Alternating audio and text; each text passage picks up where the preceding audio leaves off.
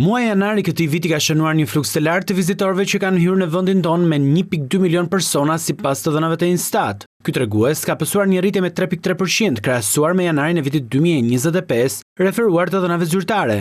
Nga shifrat e mësipërme prej 1.2 milion hyrjesh në Shqipëri rezultuan mbi 552.000 shtetas të huaj, duke pësuar një rënje të lehtë me minus 1.5% krahasuar me janarin e 2025-s. Të ndarë sipas rajoneve të hyrjes së shtetasve të huaj drejt vendit tonë gjatë muajit të kaluar, Europa Jugore kontribuon me 88% të fluksit dhe Europa Perëndimore me 6% të hyrjeve nga kontinenti i vjetër, sipas të dhënave zyrtare të Instat. Një peshë të konsiderueshme të fluksit të huajve që vizituan Shqipërinë gjatë muajit janar zanë edhe udhëtarët nga Amerika me mbi 10.800 persona që hyn në territorin e vendit tonë sipas Instat. Nga ana tjetër, të renditur sipas qëllimit të vizitës së të huajve në territorin shqiptar, në 98% të rasteve është për qëllime personale, ku zon një pjesë të rëndësishme e vizitorët për turizëm.